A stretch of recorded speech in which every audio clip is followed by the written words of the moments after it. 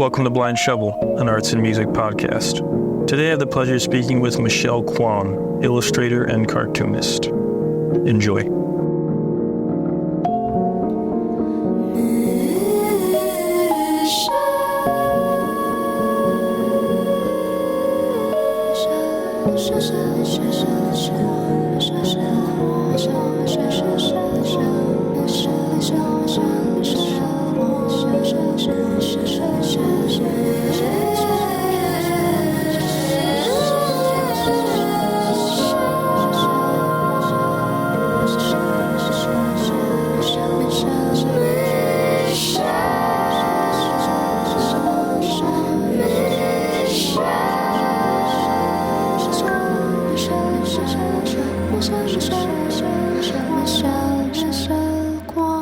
Hello. What's up? Hi. How are you? I'm good. How are you? Good. So it's recording. Yeah. Oh, so it's like started? Oh yeah. I just talk. Oh, cool. I don't know if you've had a chance to listen to other ones, but it's really just casual, like phone call-ish Nice. tone. Yeah, I did hear a few of like the people that I know. Who do you know? Wait, I don't think my headphones are even connected. Wait, sorry. That's fine. Wait, can you say something really quick? Yeah. I'm talking. Okay, yeah, they're not even connected. Do you want to try to connect them or no? No, I'm good. This is better, I think. I It like sounds- seeing people. Oh, is Yeah. it worse? No, it's totally fine. Okay. Who do I know from your podcast? I know Vinny and Ellie Michalka. She used to be my art director on a show that I used to background paint for. Even Universe, right? Yeah. So did you move out to LA for that? No, I originally moved out to LA to work at JibJab. Do you know JibJab? No. It's like a e-card company. Well, they started out as an e-card company where like they make like animated e-cards and you could take a picture of your face and it'll go on like a dancing elf or something. Yeah, I'm looking at it right now. Yeah. Okay. So you Yeah. moved to, I don't even know where you live. Where do you live? Right now I live in Brooklyn. Okay, but you moved to LA at some point to work for JibJab. Yeah. So I went to school in Florida and then right after graduating, I moved to LA to work at JibJab. And then I kind of like jumped around from like studio to studio after that, like just working in animation. And then I moved out here like 4 years ago now. Is that what you went to school for? Animation? Yes. I studied computer animation though, so it was like 3D animation. Wow, this is crazy. Do people still use this JibJab? Yeah, people do actually use the JibJab. So that was your first real job in that sphere, animation? Yes, that was my first real job. I think their general like target audience right now is like middle-aged like moms. Like I think a lot of like moms really like these e-cards. But now they do Storybots, which is a children's show. And it's like, and that's what I used to work on at JibJab, even though I have done a few e-cards.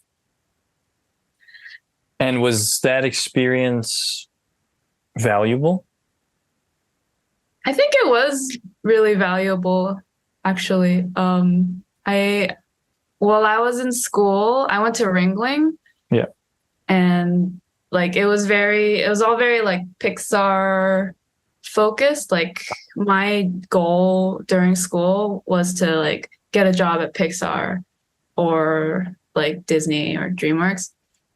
And then I think after working at JibJab for a while, like, and also like after having been like burnt out from school and like that goal, I was kind of like surrounded by like artists that like didn't draw in that style and had their own kind of look. And JibJab really like they really like want you to do that. Like you can do like pretty much everything if you like work really hard. Like you can like because they're like Storybots show is mixed media. It's like 3D animation, 2D, and even like stop mo.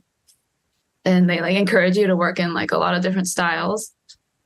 So I think that was really valuable for me, and like it made me realize that there's more out there, and made me want to kind of make more illustrations and art in my own way. Right. My impression of animators in school is that they don't have like an identity.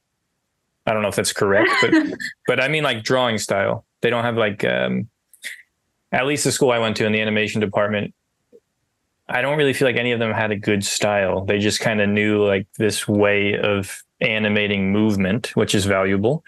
Mm-hmm. But I think most of the time you're going to get plugged into a giant studio that doesn't want you to have a style unless you have like a good job, which I think some shows on Cartoon Network let you express your style a little bit. I don't know. You could probably speak to that much better than me. Yeah, I think that definitely tracks with Ringling, especially. I think like there are like certain schools I think where like animators do have their own style, like CalArts, for example.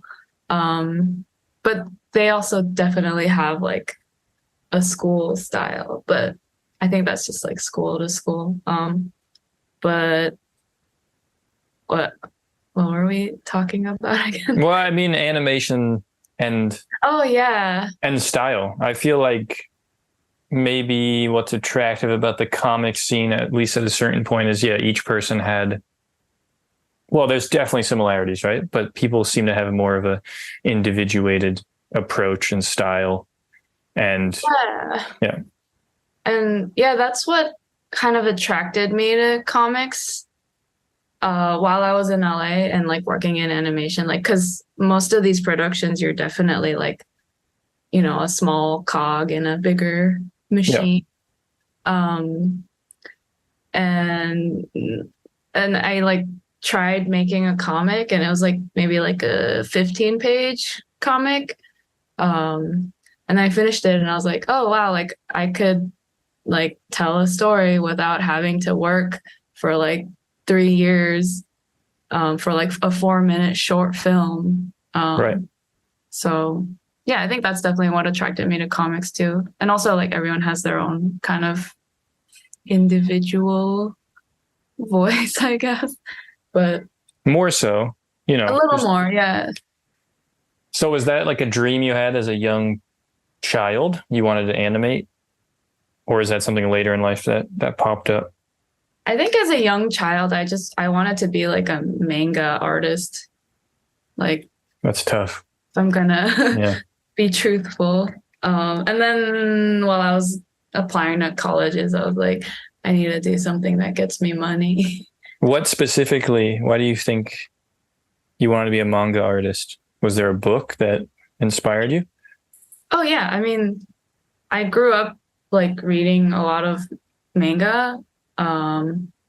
These days I don't really a lot, but I was heavy into Naruto like when I was a teenager, and like I guess like in my younger years I was really like, you know, all the classics like Crayon Shin-chan and Dragon Ball and like and all like the like magical girl animes like Cardcaptor Sakura, like Sailor Moon. I'm blanking on some names right now, but no, that makes sense. Yeah, I think going from the animation to comics direction, that's probably a relief. I think going from drawing, like illustration to comics seems like a lot more hard work, you know, because you're used to drawing one image and then you have to spend all this time making a comic. But I can imagine animation as being the most grueling by far in terms of just repetition and how long it takes to make like 10 seconds of animation versus a comic. Yeah, I guess like the pipelines are all kind of different. I don't know. I feel like illustration, I mean, I guess I can't speak to it because I don't really have much of an illustration background. I just only kind of recently started into it. But yeah, definitely like learning how to storyboard and animate like sequential art, it helps into comics. But So what happened after JibJab? I got kind of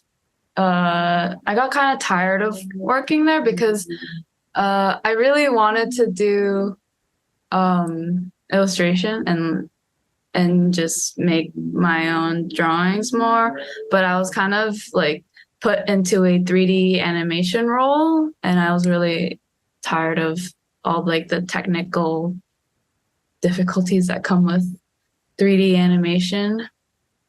And it was just like too many steps away from drawing. So you have expertise in 3D animation. I did. I don't know if right now, I don't know if I could get back into it. Like I could open up Maya and then it'll all be muscle memory, but like I can't tell you which keys are what. And things change so much, you know? Like I don't know if people even use Maya anymore. Like they all about Blender or something? I don't know. I think they might be. I had a friend go to school in Ringling for animation, and I remember it being a very good school for that, right? Mm-hmm. It's like one of its better departments. Oh, yeah. Yeah. And so you were very much like, you were thinking about it from financial stability and then the Pixar angle? Yes. And also the angle of like, I kind of want what everybody else wants right now. Pixar? And, yeah. Okay. Everybody else around me, what they want. Yeah. In my major. But then somehow you ended up doing like animation anyway, right? Steven Universe. Yeah. I did end up doing animation anyway. And I still do, like, for money, for my jobs. And your jobs. Yeah. What are your jobs? Mostly background painting. Really? Yes. Like the last 2 jobs were background painting for an adult animation on Netflix, and then most recently background painting for an adult animation on Fox, like through Bento Box. I don't know why I got pulled into the adult animation world. What is adult anime? You're talking like BoJack Horseman. Okay. Or like what Rick and Morty, that kind of animation. So that's how you create financial stability as a background artist. Yes. And you do some illustration as well. Yes, I do some illustrations on the side. I'm trying to get more into illustration though, even though I think I've heard it's less financially lucrative, like especially on the editorial side. Yeah, I briefly did editorial, but I have no idea what doing like background paintings for a Cartoon Network show brings in. But yeah, editorial is not much, but it's so quick, and that's kind of cool. Yeah, and it's cool that you make something that you can immediately put in your like portfolio and like show people, and you're like, this is I'm communicating this article through this art, and I don't know, it feels kind of intellectual in a way. It's supposedly intellectual. That's the idea of editorial. That's the idea, but then I think you do end up doing a lot of like kind of the classic like big logos, and then they're like big logos fighting each other, like anthropomorphized. Oh yeah. It's very, I mean, I don't like it, but it's certainly not a bad job.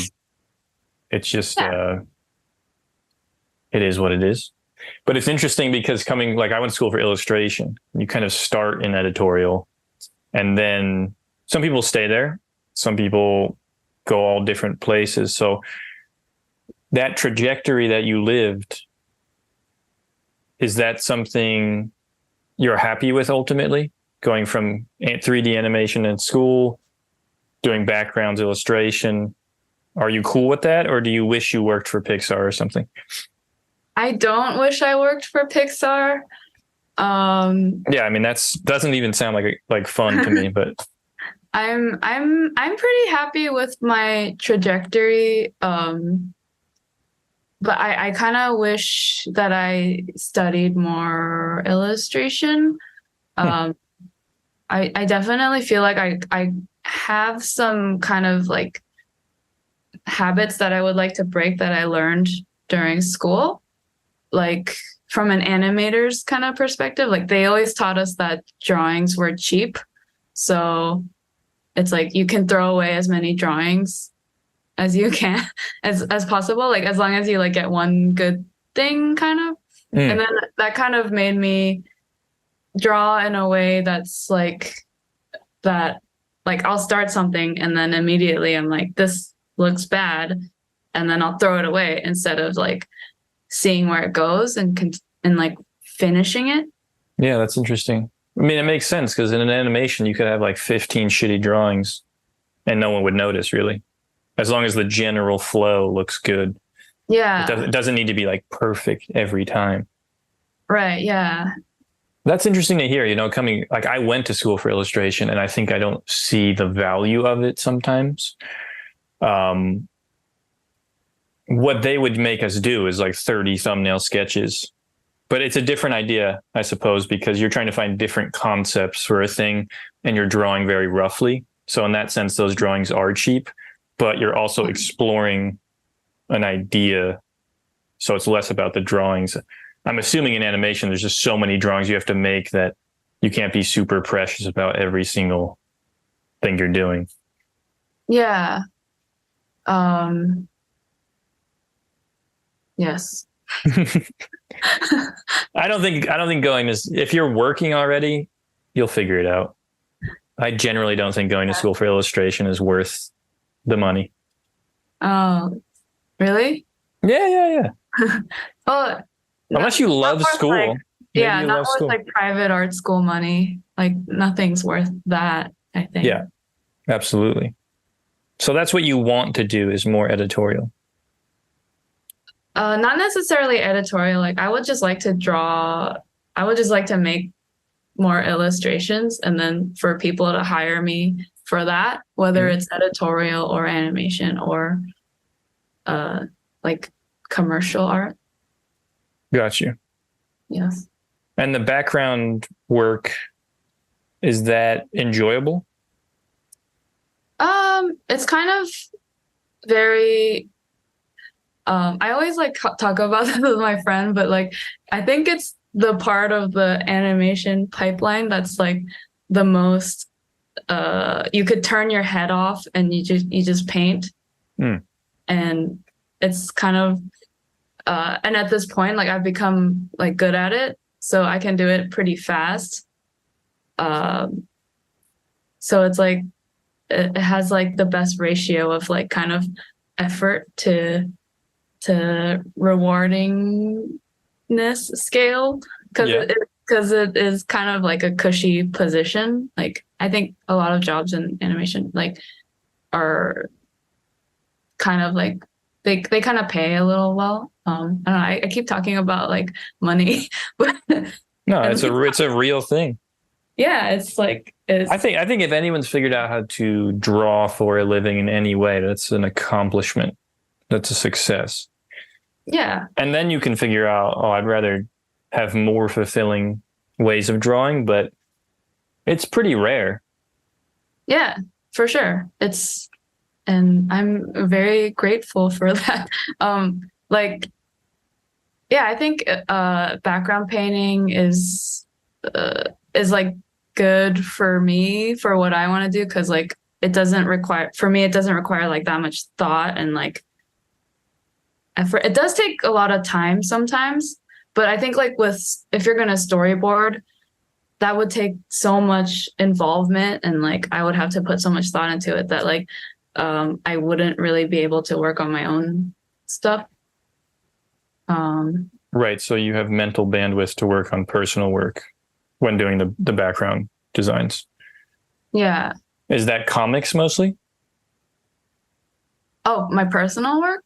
Yeah. Yeah. Yeah. I would like to make more comics, and that's like my favorite thing to make.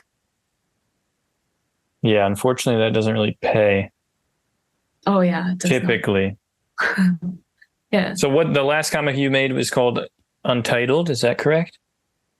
I made that comic actually like when I first moved to New York, and then I've made a few since. The last one that I made was called Laundry Day, and it's and they're all like pretty short comics. They're like 26 to like 40 pages long usually.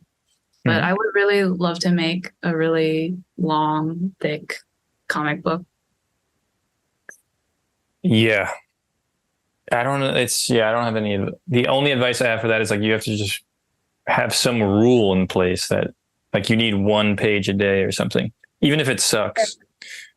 You need to have like a practice, and then you have to like sit down and actually do something every day, and like reach out to people and ask them if they want to publish your comic. Yeah, these days that's not so bad. I mean, you already have. What's interesting to me is it sounds again like you're just used to a more. I think for some people, making a 40-page comic or even 32 is like a big deal. But since you're used to animation, it sounds like you're pretty comfortable making books in that range, 30, 40 pages. Mm-hmm. And on your website, it looks like you have many books in that range. So you could probably put out like a collection that's pretty good. Yeah. I'll probably do that someday. But then what I really want to do is just like one continuing story for like 100, 200 pages. You have ideas for that? Yeah. Well, I have one kind of series that I've been working on for an embarrassingly long time, like on and off. And I would really like for it to just be a complete book, because I've put out like 2 issues within like a 5-year or like 4-year span of each other. Mm-hmm. Yeah. So is that the To Die? Yeah. Yeah. Gotcha. Yeah, I like the covers of those. Thanks. I haven't read them. I just like I haven't cared about comics that much in the past 5 years. So that's just my fault. What do you care about? What do I care about? I think I care about more social things as I get older. And I don't mean like hanging out. No, not at all. No. Like work, like building things and like building community. So for me, when I made comics, it made me sad because I would just sit in a room and draw all the time. Yeah. And I kind of had this assumption that I was more introverted than I was, but it was just really that I was discontent. And then I started to go out and like I ran a gallery, and so I interacted with people, and I had to get used to random people walking into the gallery, which sounds like for most people not a big deal. And I don't think I have social anxiety or something, but it just was like I wasn't used to it. You're just so used to being in your own world when you make a comic. Yeah. And then I really like that just made me want to do more practical things. And I think when I'm like 50, I'll be happy to sit in a room again and be alone. Yeah. Well, not like completely alone, but like that type of energy, I think makes sense for when you're, at least from my perspective, like a little older. In the meantime, at least personally, I want to like try to interact with society and the world in a positive way. And then if I fail, I can always go back to making comic books in a room. What would, like, how would you fail in that? Like, aren't you already doing it and then you enjoy it? So Yeah, but I think the metrics for me, I do many things like fabrication, furniture fabrication, and I run an art center and many things that are far more social. And there's like real metrics, right? Like financial metrics, mhm. social ones that like, as a comic artist, I really didn't care. And it was a pure time. It was fun. It was just like, how many pages could I do? I Mhm. didn't make a lot of money. But I find making not a lot of money made me even more isolated and selfish in some ways, where even if someone wanted to go out and eat some food, I lived in Oakland, Mhm. then I couldn't do it.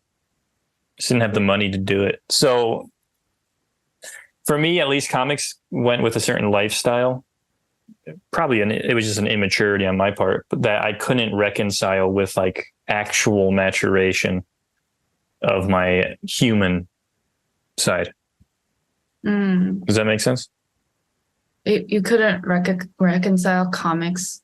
Yeah, with maturity. I don't know why. I just couldn't figure. Oh, I oh, like, couldn't. well, I mean, like being inside all the time and like by yourself, it's a very solitary thing. So that definitely, I don't know. I don't know if I was gonna say it doesn't help with like maturing, but I think that does actually help some people. Oh yeah, isolation. Solitary. Yeah, definitely helps you form yourself, I think. But then I felt like I needed to do the next thing, which was interact with humans more. Yeah. It definitely helped. I think it sucks when you really like doing something that is super time consuming and isolating. Mhm. So for me, like I made a book with Neve, my friend Neve, Uh-huh. and that we just did via Dropbox, and we had the Wacom tablets, and that was 3 years, but that was fun. So like it made comics, which was often grueling for me. That's not a bad thing. It's just like it was challenging. It turned it into kind of this social thing where I got to talk to him every day for an hour or so. Yeah. And it was suddenly, yeah, it was basically fun, which it never feels like that when I'm alone. Mm. Yeah. Yeah. I definitely felt that while working in animation, especially like post COVID, just working from home all the time. And in New York, where I was still kind of fairly new at the time to New York. Mm-hmm. And yeah, it's definitely very isolating. And I had always wanted to like uh go to a studio or like have somewhere to work. And I kind of did that by like renting studio spaces. But that I've kind of jumped around in that area a lot. And like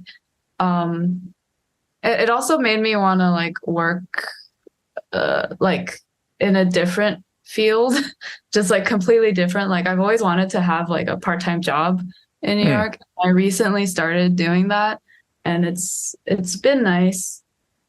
What is that job? I work at a stationery store called Yoseka Stationery. It's in Greenpoint. Yoseka. Yeah. So I work like 2 days in the warehouse and 1 day in the storefront. And and I really wanted to do that because I feel like I need to socialize more.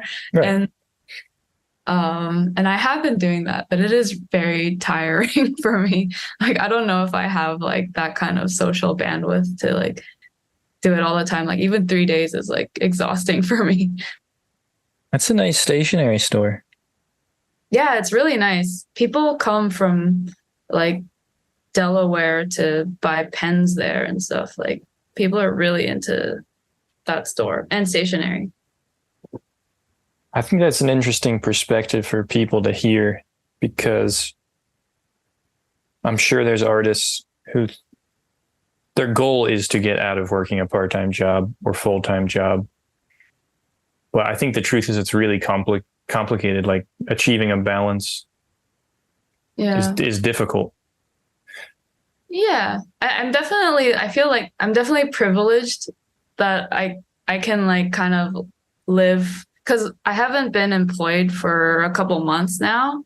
Hmm. I feel But you work at the stationery store? yeah, until I started working at the Gotcha. stationery store. Like I mean like employed within like art jobs. Mm-hmm. And I forgot what I was gonna say, but You're just speaking to the nature of a certain privilege to be able to probably choose to work at a stationery store, I assume. Yeah, just like I guess choose to work part-time and like not really do anything else. Like I mean, I'm gonna have to get like a full-time job very soon, but like I've been working for a while, so I feel like I'm very privileged to like want to do that and like want to like work retail and because I know like a lot of my coworkers are like, I would love to just have a job where I like sit at home and not have to like talk to anyone for a long time. Yeah, that's what I'm saying is like it's always, I don't know if it's just humans want what they don't have, but it's always a little more complicated. You always think it's going to be some solution when you get somewhere, and then there's usually some other thing you have to solve. Yeah. Does this place give you a type of stationary anxiety? It seems like do you want anxiety? Does it make you want to buy all these different, like, I don't know, when I walk into certain stores, I just go a little, I can get like, it's overwhelming the amount of pens that exist. Oh, yeah, it does. It does give me stationary anxiety. I've also been wanting more like nice fountain pens and nice like notebooks ever since I started working there. It gives, and like also knowing all the technical things that come with the products. That's a lot of stationary anxiety because these pens are very they have a lot of features that a lot of people like know about and are very like particular about, and I've had to learn like pretty quickly like what they are, and I'm still learning, but like there's like it's just like a whole world that I don't know anything about. Like there's like a subculture for everything. Do you draw in real life still, or is it a lot of digital? I draw in real life still. Yeah. I try to draw in real life with like my comics. Yeah. But I'm also more recently trying more digital art. Well, I assume the backgrounds have to be digital, right? The way that works. Oh yeah. That's all digital. I feel like I try to like really separate like work and then like personal work, but like the work is all digital. And the personal work is half and half depending on what you're doing. Like if you're doing a comic, it's digital. Yeah. Or if I'm doing a comic, I'll like line it, I'll like ink it traditionally, and then I'll color it. That becomes the complicated thing because it's going to get reproduced anyway. So it's oftentimes people just slowly move into an all digital process with comics. Yeah, I find it hard to line in the same way like as I do on paper in Photoshop or my iPad. I think the reason I ask is like one way to prevent yourself from buying a bunch of bullshit stationery stuff is if you work digitally, then you can kind of resist it. Yeah. But that's not the case. No. Yeah, no, I have all this stuff from jet pens that oh yeah. I still use the same exact pen I used like 10 years ago. And do you refill it? No, I just mean the type of pen. It just like brings me comfort, and I bought stuff to try to change that, but nothing ever works. So I just kind of given up on. Sometimes I buy really tiny pencils, like stupid shit like that, like a super tiny mechanical pencil I found once. Oh yeah. You probably know what I'm talking about. Yeah, yeah, like those like really tiny. They're kind of like novelty-ish. It, It yeah, can't be I lost it. to So write with. yeah, I mean, What's the pen that you like? I'm trying to find it. You probably know it. This pen, the Yes. Tombow Food and the Soak. I don't know how to pronounce it. Oh, nice. Oh yeah, This I have one. one of those. It's like a felt tip pen, right? Yeah, and then this one, of course, the actual the Uh, white the Signa, the white pen that actually works, the Uniball yeah, Signa. the one that I Signo. white. But this is from when I would act like physically. Well, I'm back to it, but yeah, I had a phase of reluctantly going to digital, but which kind of pushed it over the edges when I was working the book with Neve because it actually gave me a reason to do it digitally, and that made me feel fine because I was like, oh, I couldn't actually do this project without a tablet, so it felt justified. But I still feel kind of shitty when I make a drawing completely on a computer, if I'm honest. Yeah. No, I feel that. I'm also like, I'm drawing on all these post-it notes now just because I want evidence for my like grandchildren or something that I actually made the drawing, because I think they're going to grow up in a world where they won't believe because of like AI drawings. They're just not going to believe that someone drew something. Yeah, I was gonna say you could just print out digital drawings, but that's also hard to prove. Well, that's what I'm saying.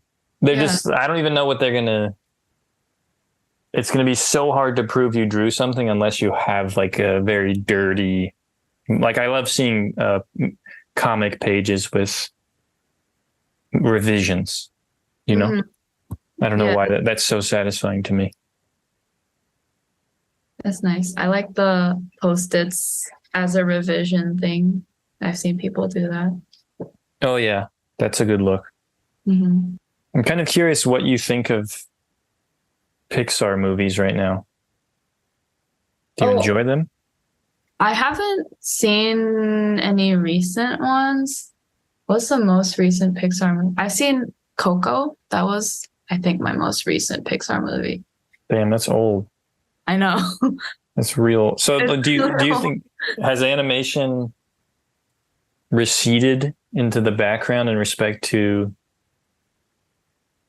Interest? like an influence, yeah, on your life? Yeah, it has. What has anything replaced it? Uh, I think I don't know. I watch a lot of K dramas. K drama? K dramas. This is Korean dramas? Yes, How do how but it's do not. K dramas differ than other dramas?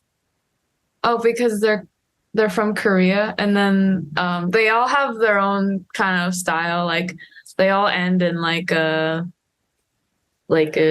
all end in like a black and white like still, and then they'll like do Interesting. stills from the various shots, and it has its own tropes, and it's kind of its own genre, even though there are other genres within K dramas. But I don't know. Maybe that's not the best example because it's not like it is an example of like what has like swapped my like media intake, but it's not a good example of like it influencing me to like make my own animations and draw in that way. Well, I see in your website bio that you're interested in character-driven narratives. So I think that might have a connection, right? Yeah. Yeah. And I do want to make like a K drama influenced webtoon eventually too. That's just kind of an idea that I've been A throwing around. webtoon. Yeah, because webtoons are really popular in Korea, and most K dramas are made from webtoons. And I think that would be an interesting way to make a comic, even though I really don't like the format of like scrolling on your phone. Vertically, yeah. So you're saying webtoons are made and then they make K dramas? Yeah. And these K dramas are real people or animated? They're real people. They Okay, they're like soap operas. Yeah, they're soap operas. And I'm just curious, like, what makes it? It's in Korean. Uh-huh. Is that the appeal? That it's in Korean? Or is it like, is there something unique about them? Yeah, I think there's definitely something unique about them. It's kind of uh like like a Bollywood film, or like a what was the one? Yeah, it's kind of like that. It's like different in a kind of cultural sense. Okay. You know, Bollywood films, they have their own genres, and then like sometimes they'll bust out like into a dance number and singing and stuff. I mean, like K-dramas don't have that, but like I think it definitely has its own flavor. Like I guess like the classic K-drama is like a romantic comedy drama. And yeah, it just like has its own tropes, and usually the characters like in like an American rom-com or romantic drama, they would probably like get really intimate like in the first episode, but like K-dramas really drag it out, and then they don't even hold hands until the 11th episode, and it's just like a very slow burn. Um Interesting.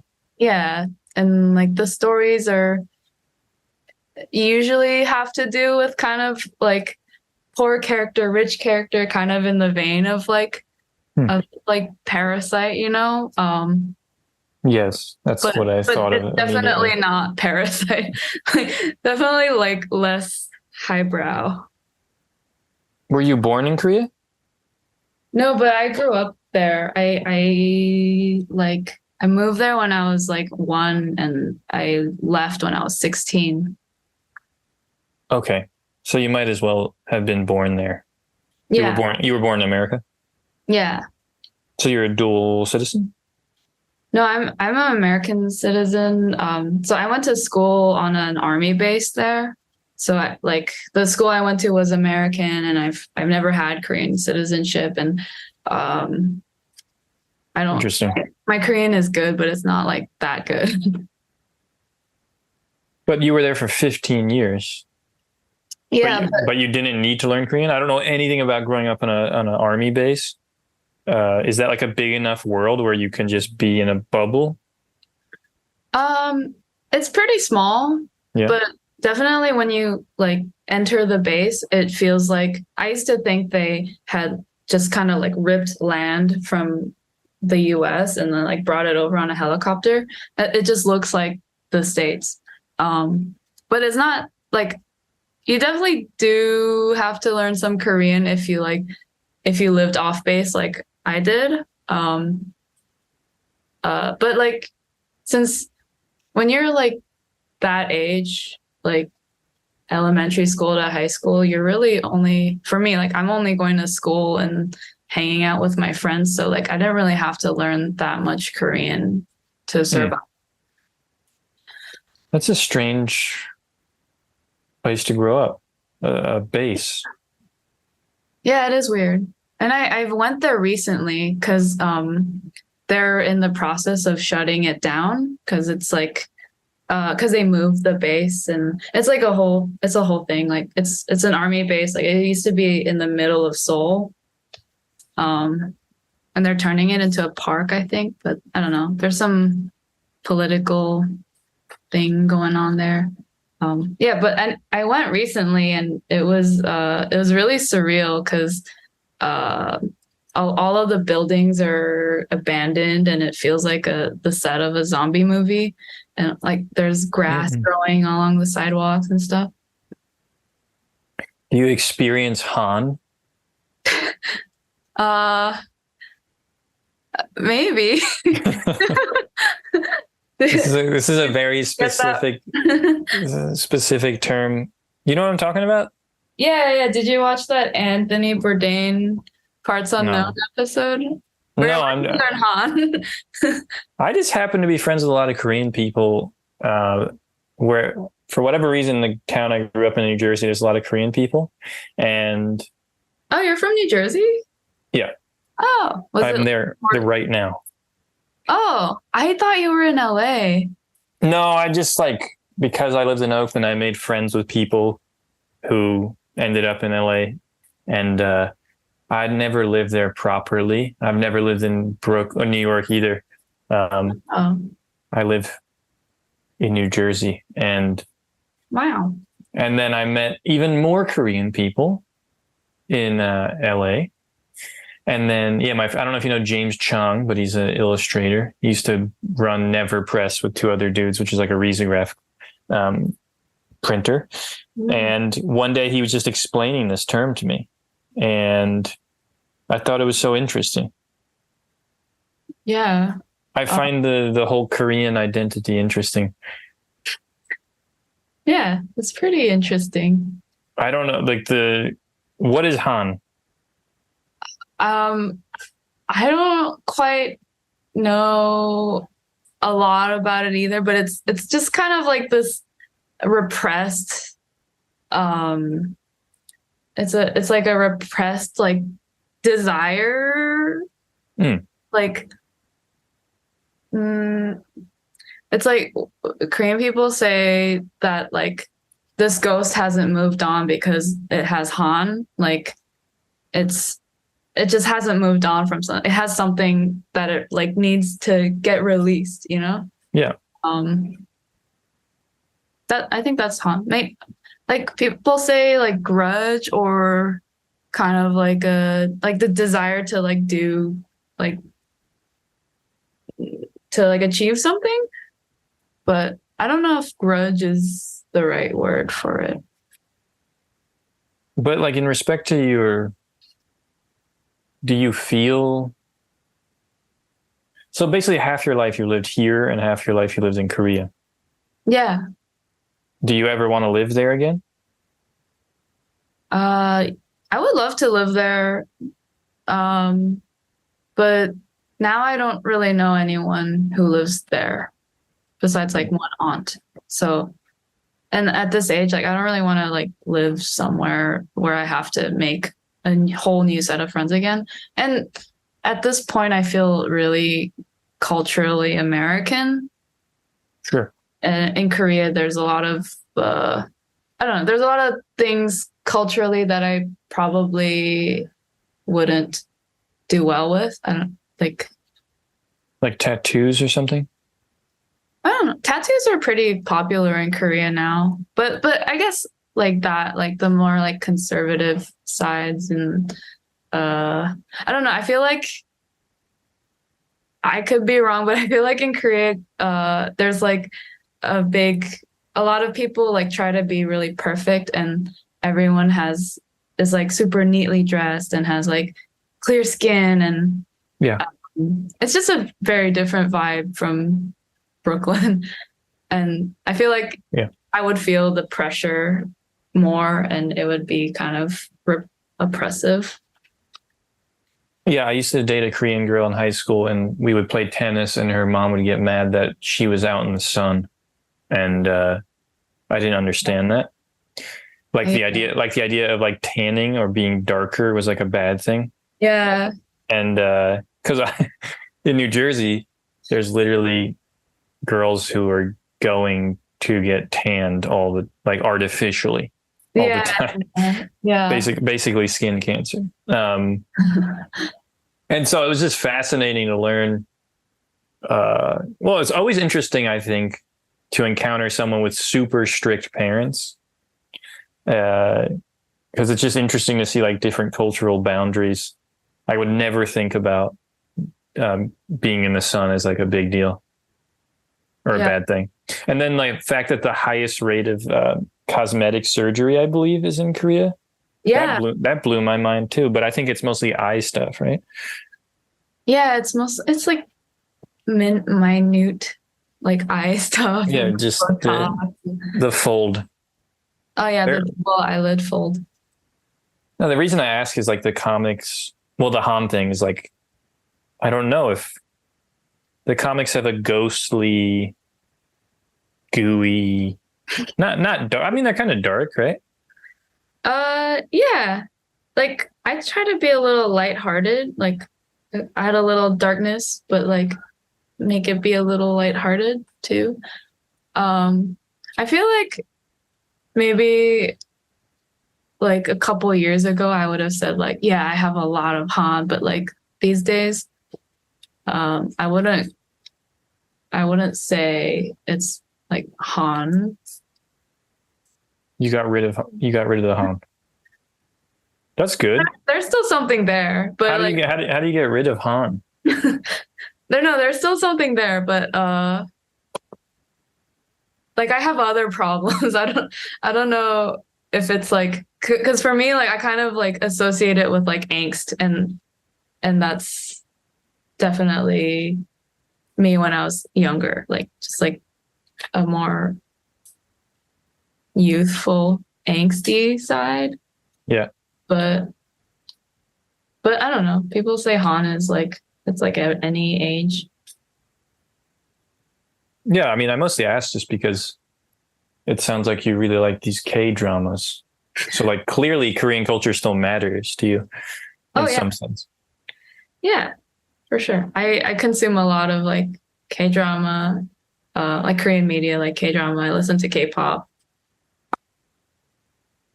Primarily. So like are your influences are there Korean comics? Yeah. It's called manhwa instead of manga. Oh, really? Yeah. Korean comic manhwa. And there's like a big illustration scene there that I'm like looking at from afar and really admire. Mm-hmm. Well, I've never heard that term. I'm looking at it right now. Oh, the webtoons is a thing, huh? Fascinating. Oh, it's a huge thing. I think it's like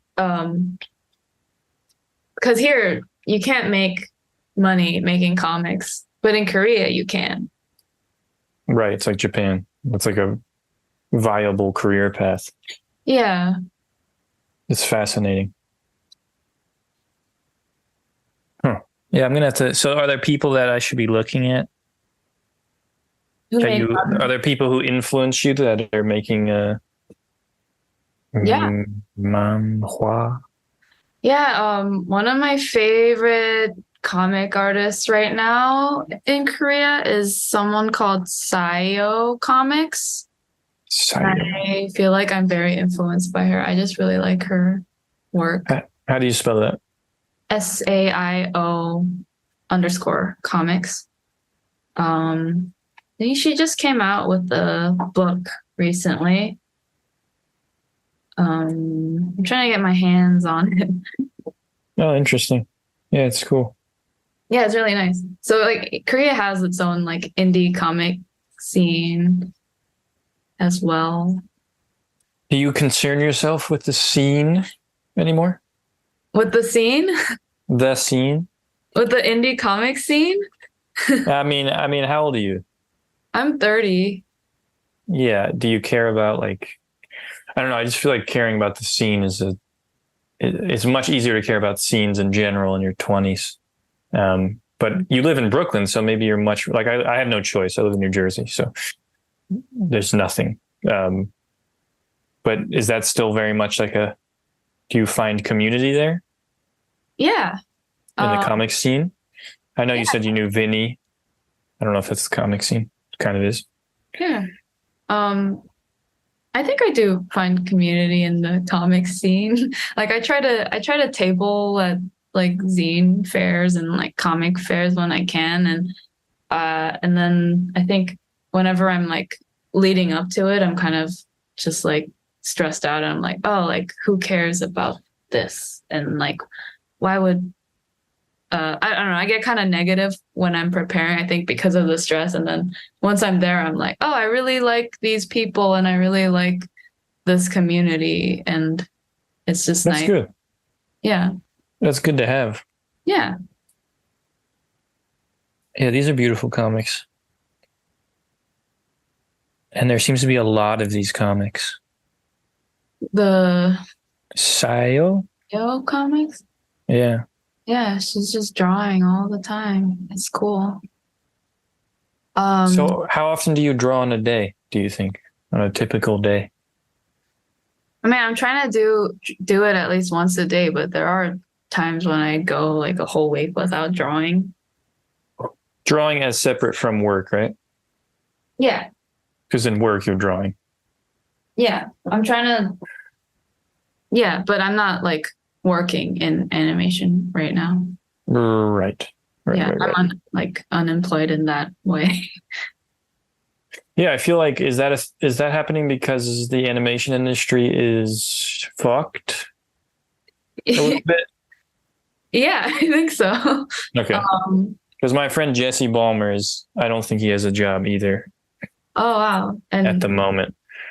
yeah, his stuff is really great.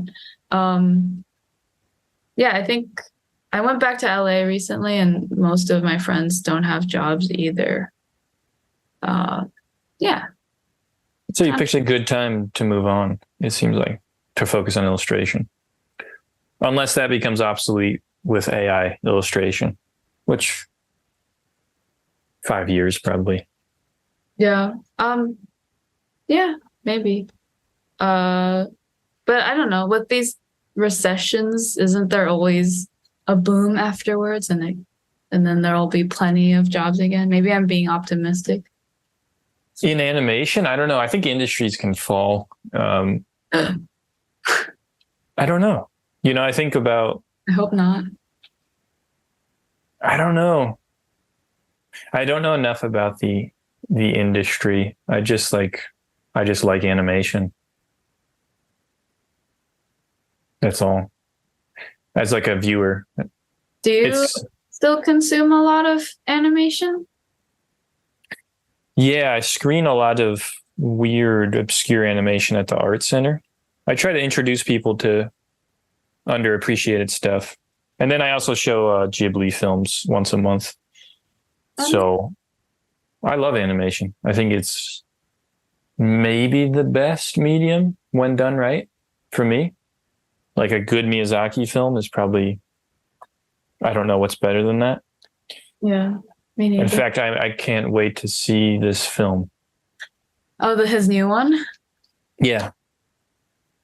Yeah, I don't know anything about it. That's the whole point. They didn't promote it at all. There's only one image about it. There's no trailer. Super interesting.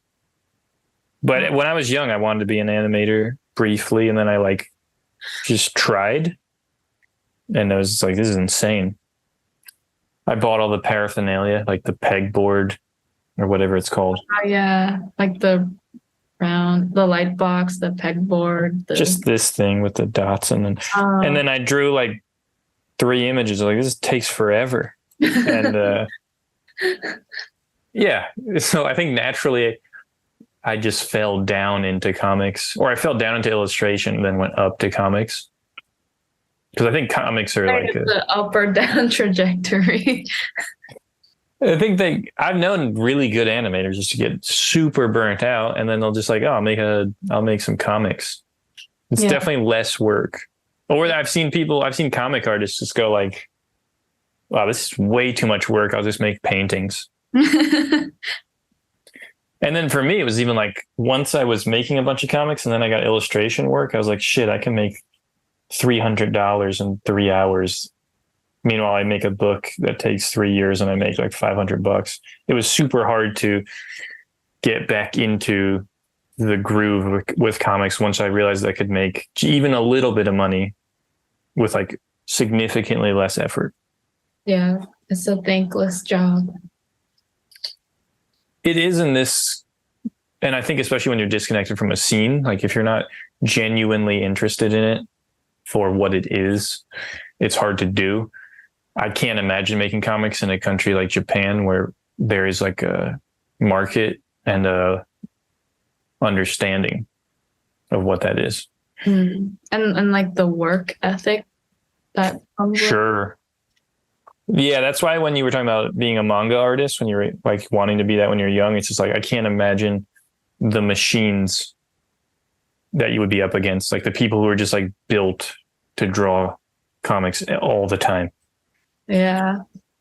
Like I feel bad when I see like a high school kid who's like drawing in that style and they think they're actually going to be able to compete or go into that, you know, like so like an American That student. manga world. Yeah, like they want to draw like Yeah. it's like no. This is like a whole culture and world that has to be like taken super seriously. Like you can't just like doodle manga eyes once in a while. Yeah.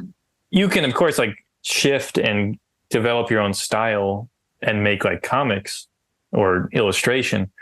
But I think the odds of an American student being able to enter into that world is just like it just seems impossible from the outside to me. Yeah, I feel like entering into the manga world from it feels impossible. But I feel like lately there's so many ways for like people who do make like anime art to have like a large following and make an income through that, like with Patreon and I don't know, maybe it's more of like being an influencer, but Yeah. I think people are definitely making money off of like drawing in an anime way.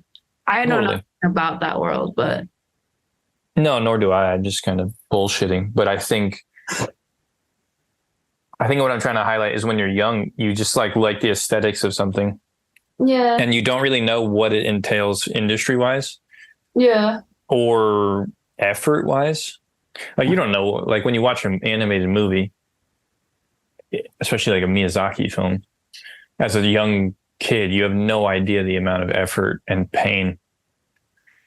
And I think that's what separates a lot of artists. It's just like, what are you willing to sacrifice?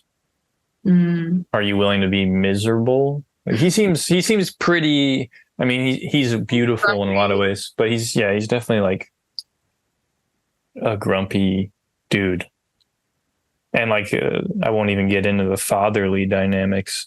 But who am I to judge? I don't know. It's fucking his life. But from what you see in the documentary, it's like, yeah, yeah. can you be that good and be good at other stuff? I don't know. Can you be that good while being a Like a good person. father? Yeah, I don't know. What is your favorite Miyazaki film? Favorite Miyazaki film? It's probably Princess Mononoke. My friend's been telling me to watch Pompoko. Yeah. That's Miyazaki, right? No, it's this Studio Ghibli, but it's good. Yeah, probably Princess Mononoke. It's the first one I ever saw, and Same. I was shook by the violence of it when I was young. But it's so magical, and How old were you when you saw it?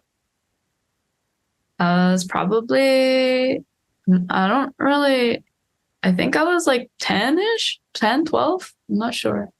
I think that makes sense. Like just that's when it hit America, I think. I remember getting it from Blockbuster Video. Yeah, I remember renting a like video of it. What do you think is the worst Miyazaki? The worst one? What's a Miyazaki you would not want to watch? Is there one? I mean, I thought of Ponyo, but I really like Ponyo too. No, Ponyo's deeply underrated, I think. I'm trying to like think, what are the other Miyazaki films? I think there's 11. So in I get order. them confused with the other Ghibli films. Like there's one called like Whisper of the Heart. Yeah, that's not him. That's not him? No. It would be like Lupin the Third is the first one, Nausicaa is the second. Castle in the Sky. Porco Rosso. You ever see that? He's like a pig man. Yeah, I know what you're talking about. I've never seen it. I've never seen Porco Rosso or Castle in the Sky. I just recommend watching all. Do you like Kiki's Delivery Service? Oh yeah, I love Kiki's Delivery Service. What's your favorite? Top and worst? It's Mononoke is the first I saw, and it's the best. I just like that it's more mature. It's like perfect, basically. There's a lot of the times where, like, because of his process, the way he finishes films, like the ending is just like, okay, it's not satisfying. Um, Really? What's a film that he did where the ending isn't I feel like Howl's Moving Castle is really unsatisfying ending. It just kind of ends and everything becomes perfect, and you're like, what the fuck does any of that mean? But Mononoke, it's just perfect to me. I don't like Kiki's Delivery Service? It's not like magical enough, but I don't really relate to witches, so not I really like that kind of slice of life vibe. Yeah, coming of age. Yeah. I don't know. To me, like a happy ending where everything is wrapped up perfectly is a good ending to me. I don't mind it. I just want to know why. I think I have that kind of problem sometimes where I'm like, what is even if it's poetic, like what's the logic of this film? And Owls stands out to me as just like you ask most people how it ends and they would be like, actually, you ask most people what that movie's about, and I think they would be like, I don't even know. Like, it's hard to remember the narrative of that film in the end. Yeah, I guess it is hard to remember like the log line of it, whereas like Princess Mononoke, it's like very clearly kind of like nature versus man versus nature, and yeah, and they're both wrong and they're both right, and everyone should empathize, and it's just so clear and perfect. I love Nausicaa too, because Nausicaa is just like a prototype for Mononoke. But yeah, I can just talk. Who else besides me? Like, who influences you besides what is it? Sayo comics? in like modern, like yeah. Do you still feel that you're collecting influences, or you've got them under control? I feel like I still collect influences. Like I really like Sayo comics. I really like the work of like do you follow like Melek Zertal? She's been doing No, that's cool. fashion illustrations lately. I really liked her comics. And I've lately I've been trying to draw like Jeremy Morrow. He's like a French animator. I'm learning things. His stuff is great. Like all those French people, they're so good. Yeah. What's that school that they probably all went to if they're animated? What is it called? Gobelin. Yes. Yeah, they come out with like actual style, or maybe the school, just like you said, maybe they just have a good style there. I also just feel like 3D animation is really hard to have a voice, but that could be maybe that's in the past. Maybe it's like more advanced now. Maybe. I heard my friend just watched that new Pixar film, Elemental. Sure. I'm going to be honest. When I first saw the trailer, I was like, oh, it's like another, I don't know. This doesn't look appealing to me. I'm so sorry to say that. It looks like garbage visually. But I feel like there's some people who like worked on it. Like their art looks amazing, but like just the outcome of it, like it looks bad to me. But my friend saw it. She said it was good. And like, she said it was not what you would think it is. You know, like two opposite characters meet and then they find that their oppositeness balances each other out, like that kind of thing. Oh, it's not that?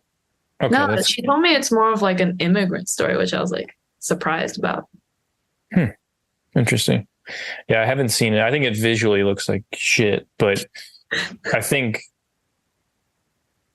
That's no insult to like. I think great people can work on stuff, and sometimes it just doesn't look quite right, and that's why I would That's never. true.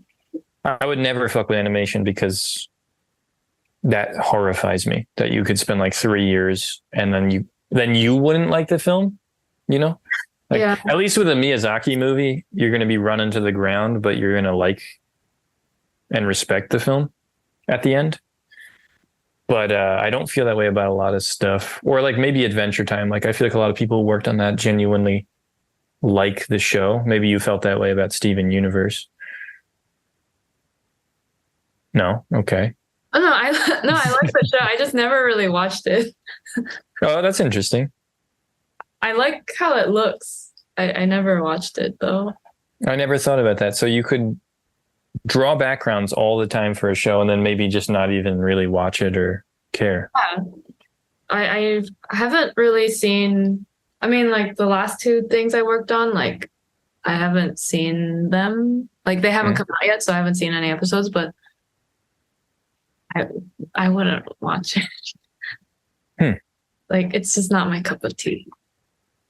Do you have interest in making your own animated show?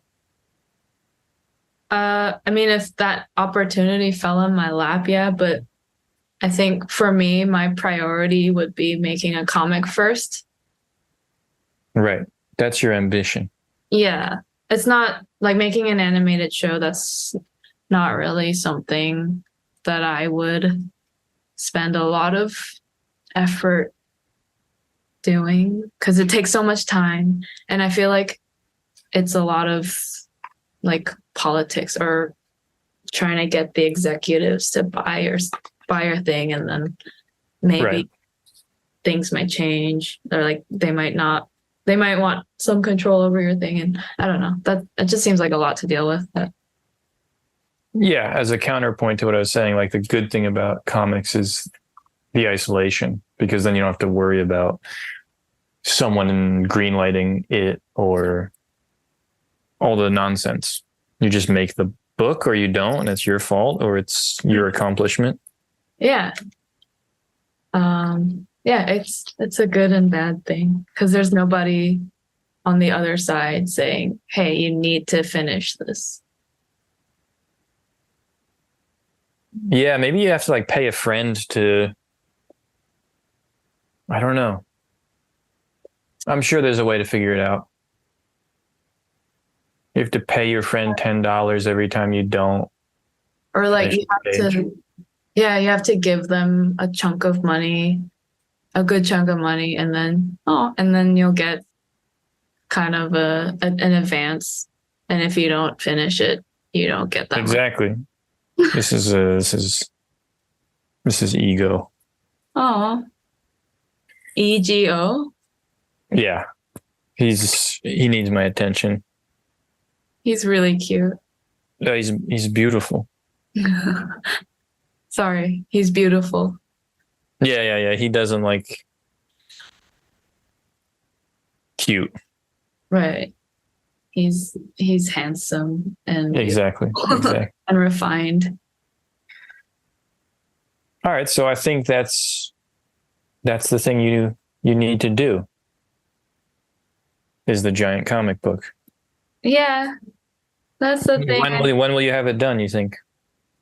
Maybe in like a couple of years. So 2 years. 2 years? Okay. 2 years, 150 pages? Yeah. I think that's doable. End of 2025, 150 pages. Yes. And I'll listen back on this if I haven't done it. Yeah. Send me money. Send me money. Oh yeah. I'll send you money, and if I don't do it by then, it would really work, I think. The money thing, the chunk of money? Yeah. Or I've heard of like donate to a charity of something you really hate. So like you'd have to give me a check to a charity or something you really hated, and if you didn't finish the book, then I would send it to them. What if I do finish it? Do I get it back or it goes? Yeah, I just rip it up. What I'm thinking of is there's a woman who quit smoking by giving her friend a check that the person was going to send to the KKK. Oh my God. She didn't, and she was like 60 years old, and it worked because she just like absolutely did not want that to happen. That just might work. All right. I know what I'm doing now. Well, all right. I'm glad we got that accomplished. It was good to meet you. I hope that comic happens. Yeah. It was good to meet you too. Thanks for having me. Sure. Good talking. Bye. Music by Dory Bavarsky and Mingja Chen. Next up, we have Kellen Jett. Enjoy your week.